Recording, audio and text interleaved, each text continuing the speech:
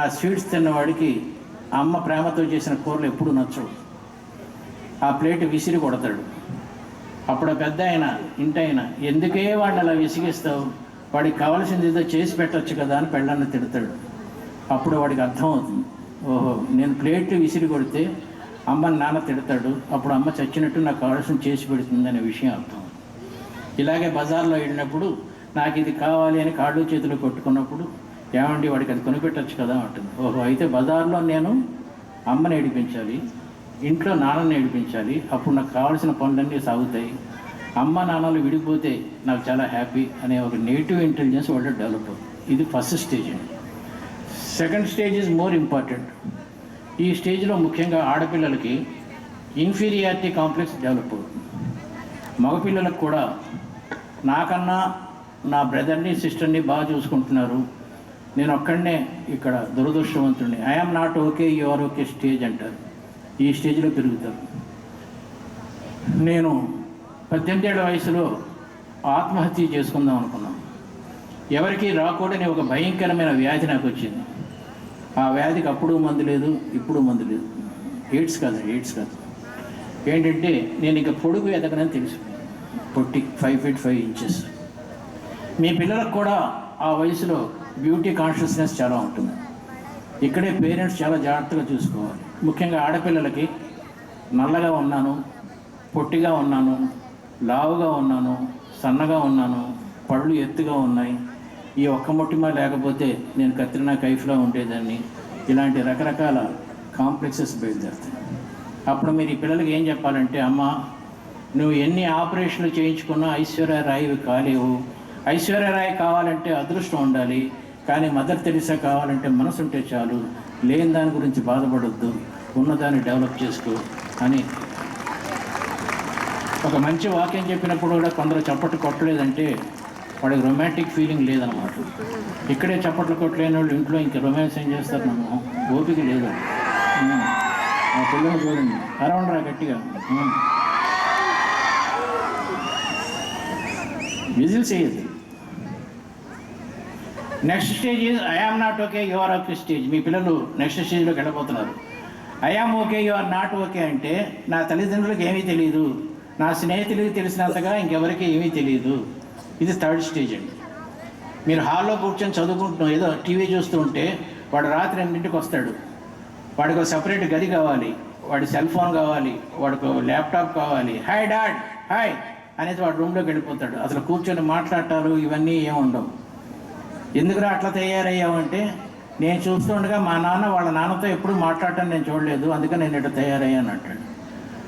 So try to be an example for your kids as for the third stage is concern. Fourth stage is a beautiful stage. ఆ స్టేజ్కి ఎంత తొందరగా develop అవుతారనేది మీ మీద ఆధారపడి ఉంటుంది.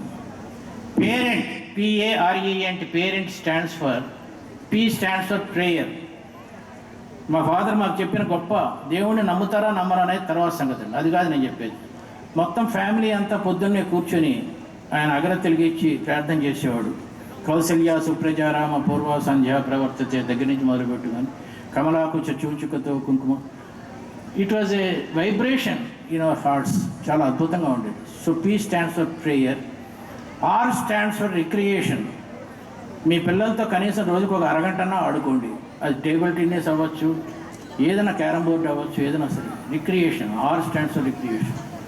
And ఈ stands for education.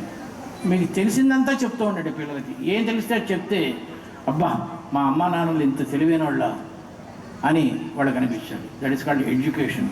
And N stands for nutrition. Nutrition అంటే ఎక్కువ అన్నం పెట్టడం కాదు, ఆరోగ్యకరమైన అన్నం పెట్టడం. And T stands for tourism. Every 3 monthsకి ఎక్కడికో ఒక చోట తీసుకెళ్ళండి పిల్లల్ని. Tourism gives them the leadership qualities. This is called parenting. Now there are 6 types of parenting. మీరు ఏ టైపో మీకు నేను చెప్తూ ఉంటే ఎగ్జాంపుల్స్ అర్థమైపోతుంది. ఫస్ట్ ఈజ్ హెలికాప్టర్ పేరెంటింగ్ అంటారు. హెలికాప్టర్ పేరెంటింగ్ అంటే పిల్లలు రోడ్డు మీద నడుస్తుంటే తల్లిదండ్రి హెలికాప్టర్లో పైన వెళ్తూ ఉంటారు. అలా వెళ్ళకో, ఇలా వెళ్ళకో, అది తినకో, చెయ్యి ఎక్కడ పెట్టకో, ఏంటి ఇదేంటి అదేంటి, అది చెయ్యొద్దు ఇది చెయ్యొద్దు, ఇలా చేయడం, ఇది నిరంతరం వాళ్ళని హింసిస్తూనే ఉంటారు. దీన్ని హెలికాప్టర్ పేరెంటింగ్ అంటారు. వాడిని సొంతంగా ఏమీ చేయనివారండి. ఇలాంటి వాళ్ళు పెద్ద అయితే చాలా కష్టం. సెకండ్ ఈజ్ కంగారు పేరెంటింగ్. కంగారు పేరెంటింగ్ అంటే పిల్ల ఎల్కేజీ ఎంట్రన్స్ ఎగ్జామ్ రాస్తూ ఉంటే తల్లి ప్లే గ్రౌండ్లో చెట్టు దగ్గర ఏడుస్తూ ఉంటుంది, పాస్ అవుతుందా పాస్ అవుతుందా. దీన్ని కంగారు పేరెంటింగ్, ప్రతిదానికి కంగారు. And third is bulldozer parenting. అంటే ఒక్క విషయంలో కూడా అమ్మకి నాన్నకే పడదు. పిల్లల ముందే తెగ దెబ్బలాడుకుంటూ ఉంటారు. నువ్వు ఎలా పుట్టేవి, ఎలా చేసుకున్నాను, నేను అదే అనుకుంటున్నాను, ఈవిడ రకరకాలుగా చేసుకుని. దీన్ని బుల్డోజర్ పేరెంటింగ్ అంటారు. Next is GPS parenting. అంటే పిల్లడు పుట్టక ముందే వాడిని ఇంజనీర్ చేయాలా డాక్టర్ చేయాలా అని డిసైడ్ చేసేస్తారు. ఇక్కడ మంచి విషయం చెప్తానండి. I'm a right brain oriented man. Right brain orientation ఉన్నవాళ్ళు తెలివితేటలు ఎక్కువ ఉంటాయి, లెఫ్ట్ బ్రెయిన్ ఉన్నవాళ్ళకి చదువు ఎక్కువ ఉంటుంది. ఇది పర్సంటేజెస్లో ఉంటుంది. 35, 65, 40, 60, 50, 50 అలా ఉంటుందండి. మీ పిల్లలు రైట్ బ్రెయిన్ ఓరియంటెడ్ అయితే వాళ్ళని ఇంజనీరింగ్ కానీ, చార్టర్డ్ అకౌంటెన్సీ కానీ, మ్యాథమెటిక్స్ కానీ బాగా బ్రైట్గా తయారవుతారు. లెఫ్ట్ బ్రెయిన్ ఓరియంటెడ్ వాళ్ళు ఎక్కువ మెడిసిన్, లా, లిటరేచర్ వీటిల్లో బాగా పైకి వస్తారు. సో ఇక్కడే విజువలైజ్ చేయండి. మీకు ఇచ్చిన పుస్తకంలో మీ పిల్లవాడు రైట్ బ్రెయిన్ ఓరియంటెడా రైట్ బ్రెయిన్ ఓరియంటెడా ఎలా కొనుక్కోవటం అనే చాప్టర్ కూడా ఉంది. Next is military parenting. అంటే స్వేచ్ఛ పేరిట 18 ఏళ్ళ అమ్మాయి రాత్రి 1 గంటకు వచ్చినా ఎవరో పట్టించుకోరు. ఆ అమ్మాయి దగ్గర తాళం ఉంటుంది, ఒక సెపరేట్ రూమ్ ఉంటుంది, డైరెక్ట్గా రూమ్లోకి వెళ్ళి పడుకుంటారు. దీనికి వాళ్ళు పెట్టుకునే పేరు స్వేచ్ఛ. అది మీ ఇష్టం, military parent. But what is best parenting? Best parenting is pyramid parenting. Pyramid అంటే మీ పిల్లలందరూ ఇప్పుడు 6 నుంచి 11 ఏజ్లో వయసులో చదువుతున్నారు కాబట్టి చదువుతో పాటు షూర్గా ఒక ఆర్టు, ఒక స్పోర్టు ఉండాలండి. పెయింటింగ్, డ్రాయింగ్, లేకపోతే నాట్యం, మ్యూజిక్ ఏదో ఒకటి ఉండాలండి. దాంతోపాటు ఒక స్పోర్ట్స్ కూడా ఉండాలి. అది ఇంటర్మీడియట్ అయిన తర్వాత ఒక దాన్ని వదిలేసి 2 కంటిన్యూ అవ్వాలి. ఇంకొంతకాలం అయిన తర్వాత ఒకటి వదిలేసి వాడు ఎందులో నిష్ణాతుడు. ఉదాహరణకి Sachin Tendulkar 10th class pass అయ్యాడు, బట్ క్రికెటర్ అయ్యాడు. వాడికి ఎందులో బాగుందో దాన్ని డెవలప్ చేయడాన్ని పేరెంటింగ్ అంటారు. ఐ హ్యావ్ 7 minutes అండి. Okay, 7 minutes. పూర్ణ గారు 7 minutes ఓకేనా? ప్రొసీడా వాళ్ళందరూ డ్యాన్స్లు మ్యాక్సిమం 10 minutes అవి కోసం. చాలా తల్లిదండ్రులు చేసే పెద్ద తప్పు ఏంటంటే, చాలా పెద్ద తప్పు ఏంటంటే కష్టపడి చదవాలా జీవితంలో పైకి వస్తూ ఉంటారు. నాకు ఎప్పటికీ అర్థం కాదు కష్టపడి చదవటం ఏంటో. కష్టపడి చదవటం ఏంటండి? వాడు 6వ క్లాస్లో ఉండగా మొదలు పెడతారు కష్టపడి చదవరా అని. 10వ క్లాస్ అయిన తర్వాత ఇంకా 2 years కదరా కష్టపడి చదవరా అంటారు. Yes or no? గట్టిగా చెప్పండి. 2 years అయిన తర్వాత కష్టపడి 4 years చదవరా అంటారు. తర్వాత కష్టపడి ఉద్యోగం సంపాదించరా అంటారు. నీ కష్టపడటం అలవాటు అయిపోయింది కాబట్టి పెళ్లి చేసుకోరా అంటారు. తర్వాత కష్టపడి పిల్లల్ని ఎంసెట్ చదివించరా అంటారు. జీవితం అంతా కష్టం అయితే సుఖపడేది ఎప్పుడండి? అసలు కష్టం అంటే ఏంటి? కష్టం అంటే మనకు నచ్చంది, మనకు చేతకాంది. చదవటం కష్టం ఏంటండి? ఎప్పుడైనా సరే చదువు బాగుంటుందిరా అని చెప్పండి, కష్టపడుతుందని చెప్పదండి.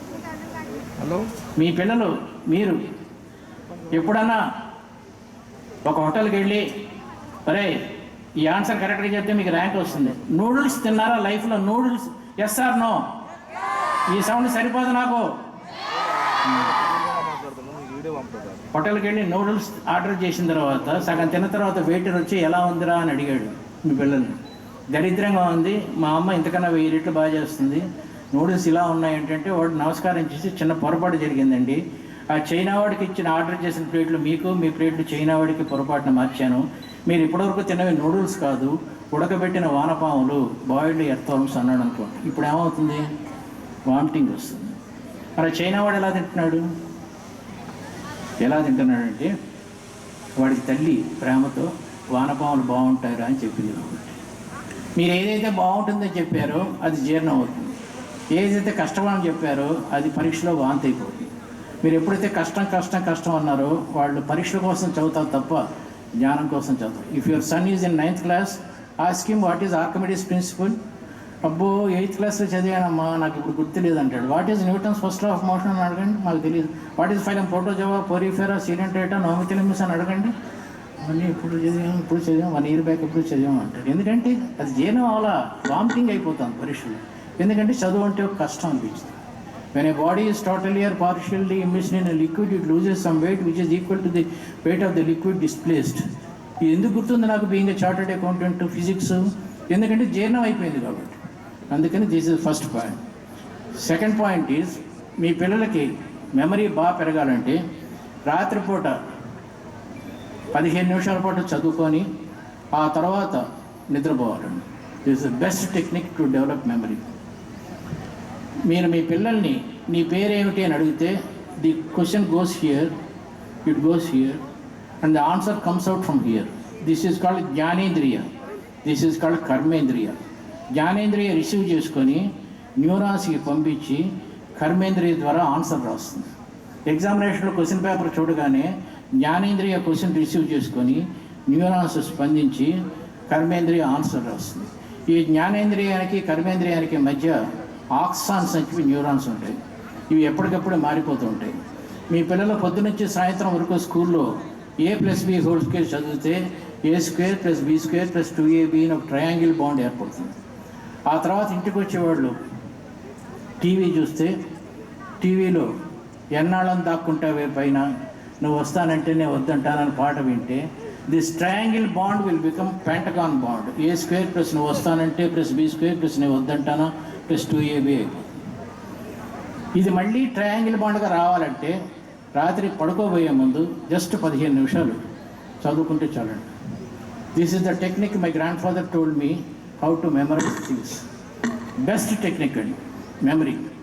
నెక్స్ట్, చాలామంది తల్లిదండ్రులు కంప్లైంట్ చేసేది పిల్లలకి కాన్సన్ట్రేషన్ తక్కువ ఉందండి. పంచ జ్ఞానేంద్రియాలు అంటారు. ఈ 5 జ్ఞానేంద్రియాలని కరెక్ట్గా మోటివేట్ చేయగలిగితే కాన్సన్ట్రేషన్ ఆటోమేటిక్గా పెరుగుతుంది. That is also there in the book which I'm going to teach. ఫైనల్గా ఒక్క విషయం చెప్పి నేను ముగిస్తాను. ఓకే ఓకే పూర్ణ గారు, ఫైనల్గా ఒక విషయం చెప్పి ముగిస్తాను. దయచేసి మీ పిల్లలు టీవీ చూస్తూ భోజనం చేయకూడదండి. అది ఆయన ఇలా ఉలిక్కిపడ్డారు చూడండి. ఎందుకు ఉలిక్కిపడ్డాడు ఆయన? ఎందుకంటే ఊహించిన విషయం ఒకటి జరిగింది కాబట్టి. అప్పుడు ఆయన కడుపులో ఎడ్రినలిన్ అనే ఒక పదార్థం రిలీజ్ అయ్యి ఆయన మళ్ళీ వెంటనే నవ్వేశాడు. అవునా కదా? రే మాట్లాడకరా, రే మాట్లాడుకో, విను, నీకోసం చెప్తున్నాం. ఈరోజు మీరు ఇంటికి వెళ్ళిన తర్వాత మీ ఇంట్లో ఎవరైనా పెద్దవాడ ఒక 80 ఏళ్ళు ఆవిడ ఉంటే వెనకాల నుంచి సైలెంట్గా వెళ్ళి చెవి దగ్గర నోరు పెట్టి బామని అరిస్తే ఏమవుతుందిరా? ఆవిడ కింద పడిపోతుంది. ఒక అరగంట తర్వాత లేచి అమ్మ దరిద్రుడు ఎందుకు అట్లా అరిచో అంటుంది కదా. మరి ఆయన ఎందుకు వెంటనే నవ్వేశాడు? ఆ పెద్దవాడు ఎందుకు అంతసేపు కంగారు పడిందంటే ఎడ్రినలిన్ చాలా స్లోగా రిలీజ్ అయింది ఆవిడ. దిస్ ఈజ్ కాల్డ్ భయం వేసినప్పుడు ఎడ్రినలిన్. రెండోది, మీరు కానీ మీ పేరెంట్స్ కానీ స్వీట్లు ఎందుకు తినరు? షుగర్ పెరుగుతుంది కాబట్టి. మరి పిల్లలు ఎందుకు తింటున్నారు? వాళ్ళకి ఇన్సులిన్ బాగుంది కాబట్టి. మూడోది, మీరు మిరపకాయ బజ్జీలు 1-2 కన్నా ఎక్కువ తినలేరు, కానీ వాళ్ళు 5-6 తింటారు. ఎందుకంటే some juices are there in the intestine that kills the effect of burning and gases. So 3 పాయింట్లు చెప్పాను: ఎడ్రినలిన్, ఇన్సులిన్ అండ్ గ్యాసెస్. మీ పిల్లలు టీవీ సీరియల్లో కామెడీ చూస్తూ ఒక మిరపకాయ బజ్జీ తింటున్నారు అనుకోండి, అప్పుడు రిలీజ్ అవ్వాల్సిన జ్యూసెస్. అలాగే ఒక హారర్ ఫిల్మ్ చూస్తూ మైసూర్ పాక్ తింటున్నారు అనుకోండి, అప్పుడు రిలీజ్ అవ్వాల్సిన ఎడ్రినలిన్. ఎప్పుడైతే చూసేది ఒకటి తినేది ఒకటి వేరువేరు అయినాయో, your children are prone to 6 types of diseases. 1 obesity, 2 ఎంత తిన్నా లావు అవ్వకపోవటం, 3 skin diseases, 4 back pain, lower abdominal pain, and then finally ఏదో ఉంది మర్చిపోయాను. ఈ 6 డిసీజెస్ రావడానికి కారణం టీవీ చూస్తూ భోంచేయటం. మిమ్మల్ని నేను చేతులెత్తి ప్రార్థించేది ఏంటంటే, దయచేసి టీవీ చూస్తూ పిల్లలు భోజనం చేయొద్దు. Let them enjoy the food first. ఫైనల్గా ఐ విల్ టెల్ యూ, పిల్లలు అద్భుతమైన ఆస్తులండి. ప్రేమ, డబ్బు, తెలివి అన్నీ మూసేసిన ఒక అద్భుతమైన అగ్నిపర్వతాలు. మీరు చేయాల్సిందల్లా జాగ్రత్తగా దాంట్లో ఉన్న వజ్రాలు అవి బయటికి తీయాలి తప్ప ఎక్స్ప్లోర్ చేయకూడదు లావాని. ఆ చేయటం అంతా మీ చేతిలోనే ఉందండి. I'm the example. I was a failure up to my 12th year and suddenly my father has unearthed me and then my grandfather, you have seen my grandsons who is playing for Singapore under 16 play చేస్తున్నాడు సింగపూర్కి. ఇంకొకడేమో Oxford యూనివర్సిటీలో చదువుతున్నాడు. బాగుంటుందండి life. పిల్లల్ని పెంచడం కన్నా అద్భుతమైన ఆనందం ఈ ప్రపంచంలో ఇంకేం లేదు. With this thank you very much for giving the opportunity for me to give this small lecture.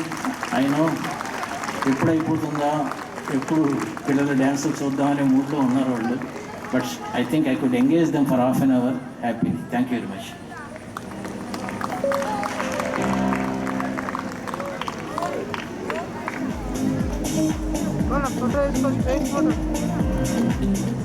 Yeah, please. Thank you for your great words, sir. I request